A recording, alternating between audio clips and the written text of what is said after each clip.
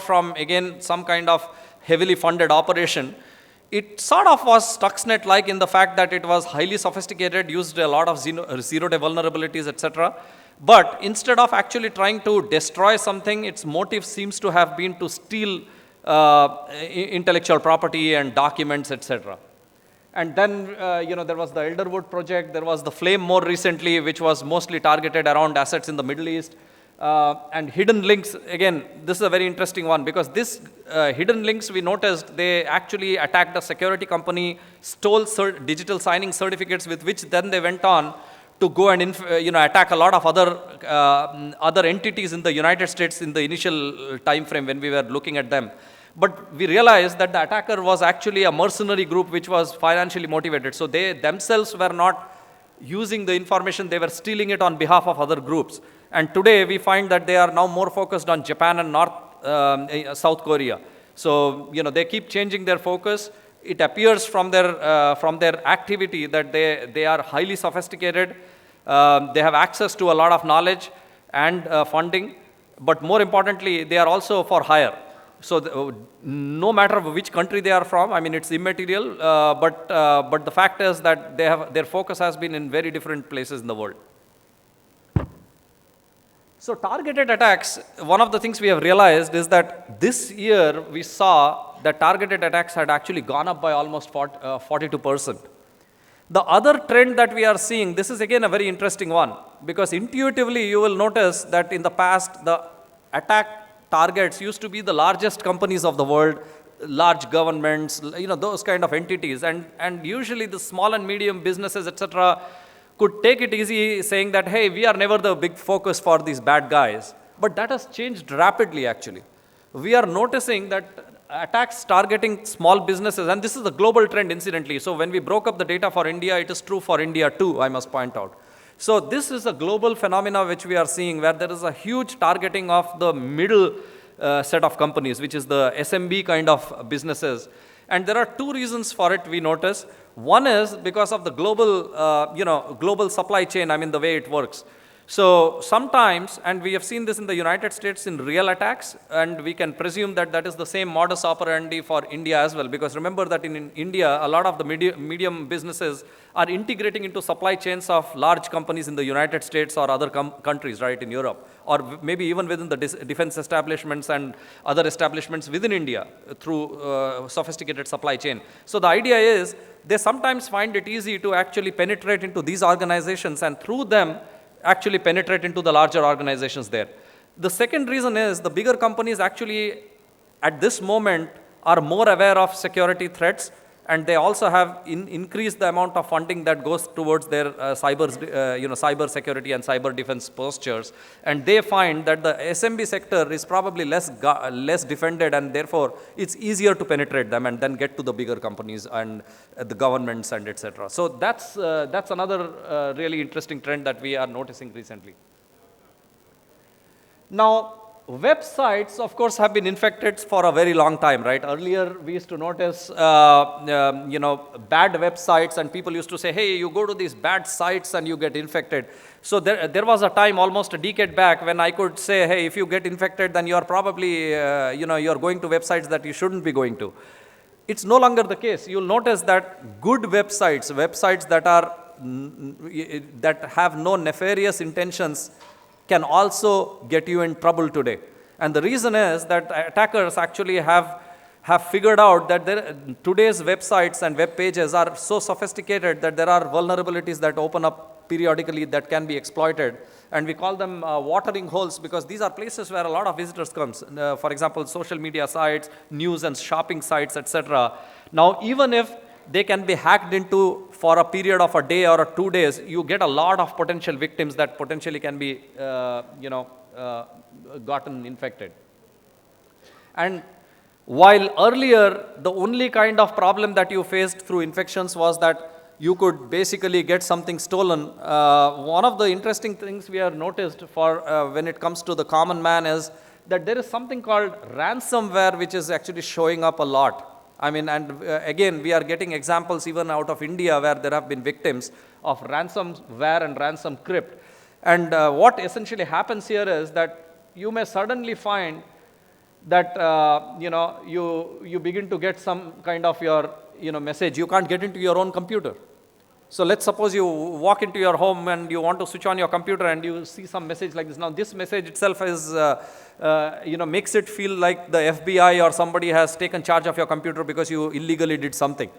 And some of these guys are so sophisticated that through the webcam, they may even take your picture and put the picture up there on the side. So it looks like a legal, sort of like a notice to you saying that, hey, you have been caught doing something illegal, you have downloaded an illegal file or something.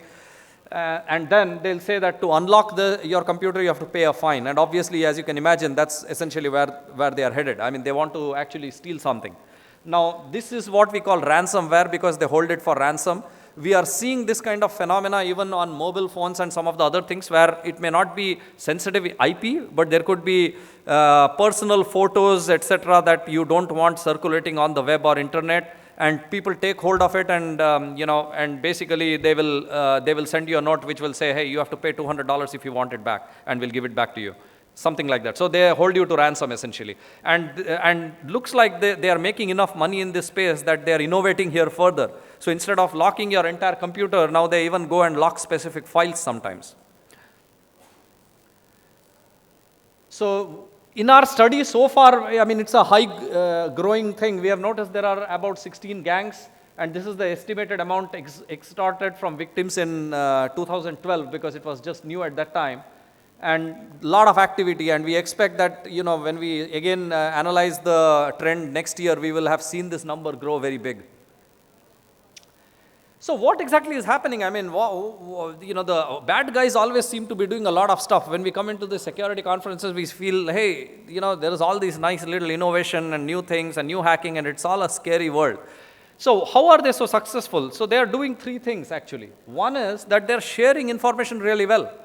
Today, because of the way internet allows us to connect people, it's helping the bad guys too. Anything that helps the good guys also helps the bad guys. I mean, they just need to become aware, right? So they actually network a lot more. It's a lot easier to actually trade your services. So there is, because they are able to communicate, they can actually specialize. Earlier, the hackers used to be a guy with technical information. So the criminal and the technical information were all rolled into one. But today, most of the common criminal gangs are using cyber crime as a means to further their whatever motivations they have. But today they don't have to be the technical experts. They can hire technical skills. They can buy products that actually help them get there. So, and that kind of specialization and a parallel economy is booming actually in the cyber world, and it's made possible by information sharing. So that's the one big thing that they are doing. The second thing which I explained earlier was that they are very, very focused on technology because they have realized that technology is a two-way sword and it can really help them further their means. And third is they are mostly very well funded. The days of the single person sitting in his grandma's basement and hacking away is gone. Most of these guys are organized criminals or state funded or non-state actors who are well funded. So those are, that's essentially the three things that are happening. And if you look at how a cyber attack happens, most of the sophisticated cyber attacks, they go through these stages. There are 5 stages in a cyber attack. The first one is reconnaissance. I mean, all of you, I could see from the keynote speakers that there are several of us here from the, from either the defense or, from the cyber crime cells of our police wings, etc., who are already familiar with this in the real world life, right? Because criminals usually tend to, first figure out the victims by doing some reconnaissance, and this is exactly what they do as well. So when they do reconnaissance, when they want to do a targeted attacks, that is where your online footprint makes a difference to them. So they will go out and research, hey, what kind of news media articles have come out about this guy?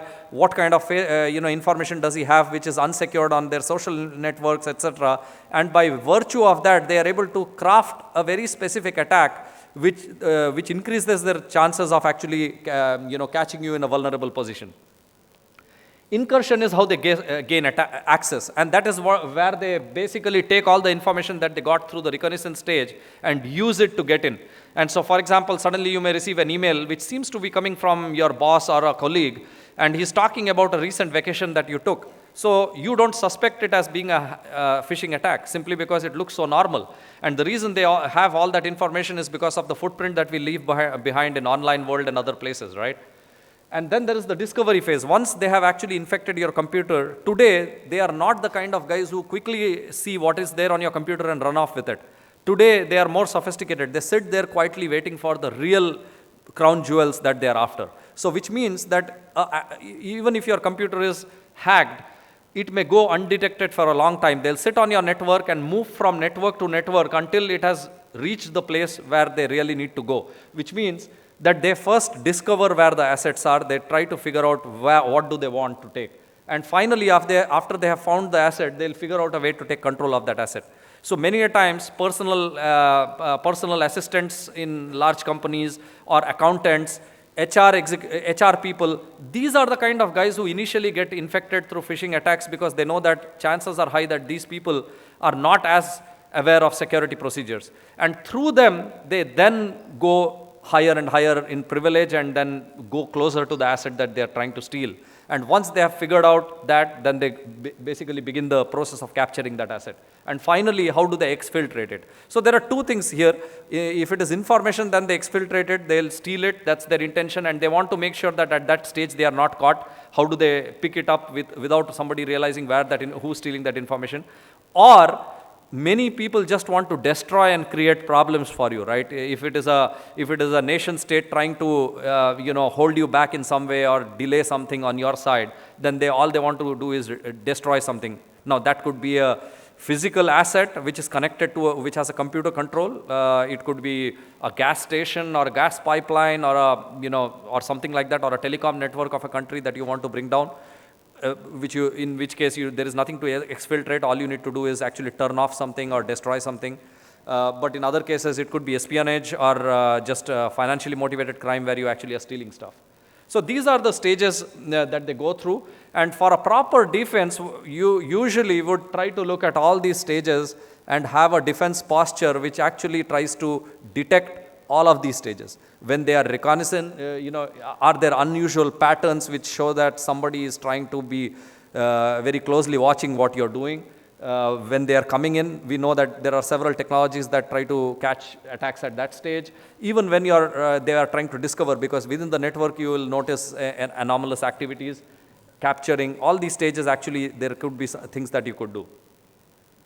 So finally, the cyber security challenge is that attacks are getting sophisticated. They have resource, they have experience, and your infrastructure continues to be complex, right? And this is not only true of governments and of enterprises. There, of course, we know the challenge, right?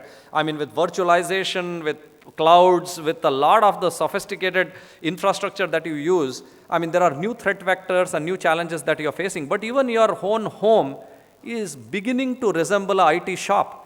You have a smart TV, Wi-Fi, computers, mobile phones. I mean, they all interconnected. I mean, there is so much going on even in your home which you don't realize. And you do have assets that are critical and important to you personally. I mean, and these are not only financially important to you, but there could be memories from your children's wedding or birthdays or other things which are only stored as digital copies, and you would hate to lose them, right? I mean, because those are like your albums of old. So there is a lot at stake for both the individual as well as companies and governments, and complex heterogeneous infrastructure is making it a little more difficult.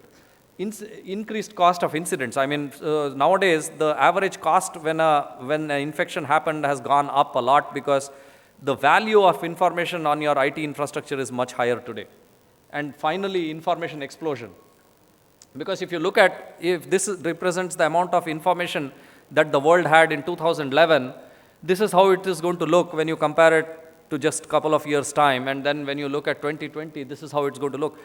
Essentially, digital information, the amount of information that you are safeguarding is multiplying at an exponential pace. So not only are the attackers getting sophisticated, but the things that you are trying to secure, which is basically digital information of some kind, is becoming larger and larger, which means that you really need to get our acts together to be able to actually deal with this issue.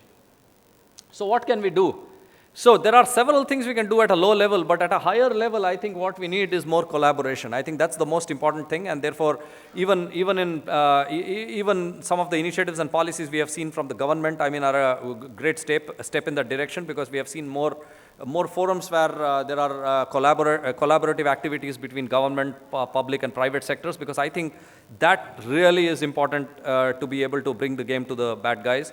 Security intelligence is very important, and by that what I mean is not only knowing who your potential attackers can be, but also knowing where is your critical information. I mean, that may seem like a very obvious thing, but it is not. Today you are flooded with so much information that if I were to ask you where do you think your critical information is stored, it will take you some time to figure it out. So intelligence includes intelligence about your own assets, intelligence about your risks, about who potentially could have the motive to steal certain thing, and using that as a way to know where to focus on.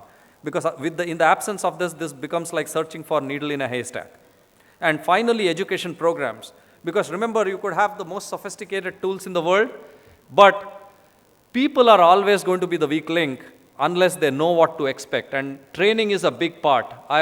One of the things I remember is we created a little bit of a cyber game within our company, just to train our own people. I mean, this was meant to be more of a game because we are a security company, and so we tried to create groups where people would take on the roles of potential hackers and try to attack an asset, and we gave away gifts.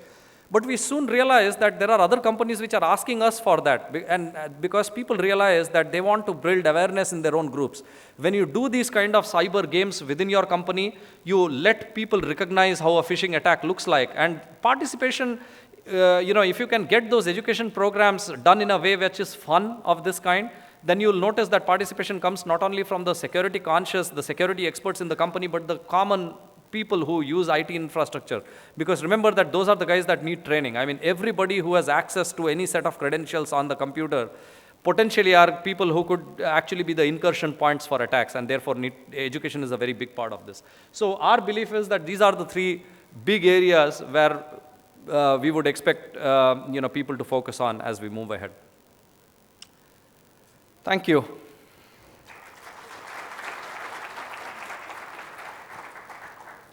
Thank you so very much, sir. And to present a token of appreciation, may I please request General A.K. Hukku to join us on stage. Ladies and gentlemen, let's put our hands together as the gentlemen join us for a photo opportunity and more. Well, there's a tea break coming soon, so we can truly applaud.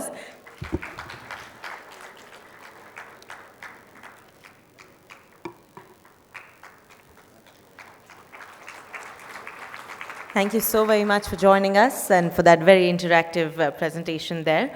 Moving on, I'd like to share with all of you that we are having the tweetathon here, which means that all of you are welcome to tweet. We have some kiosks right outside the hall in the pre-function area, so you're most welcome to tweet. The more you tweet about the Ground Zero Summit, the more chances of you winning, and we already have a winner with us, Dinesh Bareja, Mr. Dinesh Bareja. Many congratulations. You're the 2 p.m. winner, and we're going to award you very soon. So making sure that all of you get an opportunity to win. Once again, I'd like to invite all of you to join us at the tweetathon counter and make sure that you tweet a lot and, of course, win some great prizes. I'd also like to invite all of you to take a look at our exhibition. A lot of our exhibition counters are on the left, the hardcore area section. That is where tea will be served. Post the tea break, we'll divide the hall into 3 parts. On my right, we'll have the systems session going on. The hall that we are currently in will have the strategy session. And on this side, we're going to have the communication section. So let's make sure that all of us enjoy each other's company and a short tea break. I'd like to invite all of you to join us once again inside each hall in the next 15 minutes. And I'd also like to thank the Airport Authority of India for supporting us and the Ground Zero Summit 2013. Thank you for joining us once again. Enjoy tea. We'll meet again in the next 15 minutes. Thank you.